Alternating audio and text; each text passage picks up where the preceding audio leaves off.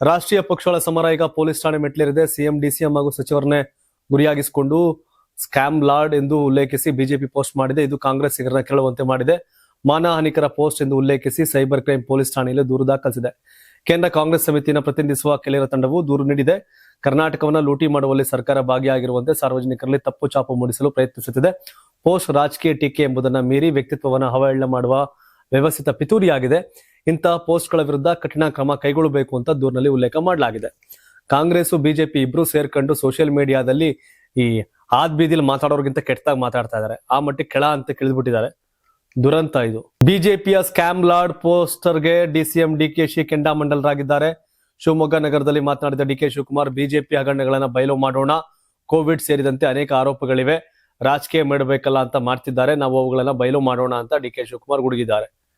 ಕೇಂದ್ರ ಸರ್ಕಾರದಿಂದ ಬಜೆಟ್ ನಲ್ಲಿ ಯಾವಾಗಲೂ ಮಲತಾಯಿ ಧೋರಣೆ ಮಾಡ್ತಾರೆ. ಇದರ ಬಗ್ಗೆ ಬಿಜೆಪಿ ಸಂಸದರು, ಕೇಂದ್ರ ಸಚಿವರು ಯಾರೊಬ್ಬರು ದನಿ ಎತ್ತಿಲ್ಲ, ಆಟಕ್ಕುಂಟು ಲೆಕ್ಕಕ್ಕಿಲ್ಲ ಎನ್ನುವಂತೆ ಕೆಲಸ ಮಾಡ್ತಿದ್ದಾರೆ ಈಗಂತ ಡಿಕೆ ಶಿವಕುಮಾರ್ ಕುಟ್ಕಿದ್ದಾರೆ.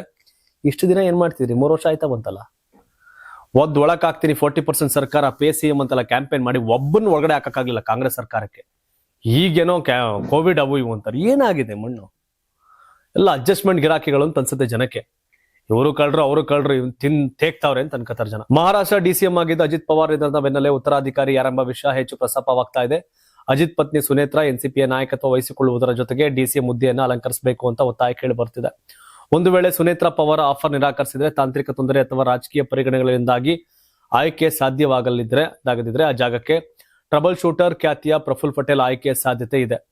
ಪ್ರಫುಲ್ ಪಟೇಲ್ ಆಡಳಿತ ಮತ್ತು ವಿರೋಧ ಪಕ್ಷಗಳ ಉನ್ನತ ನಾಯಕರೊಂದಿಗೆ ಉತ್ತಮವಾದ ಸಂಪರ್ಕ ಹೊಂದಿದ್ದಾರೆ.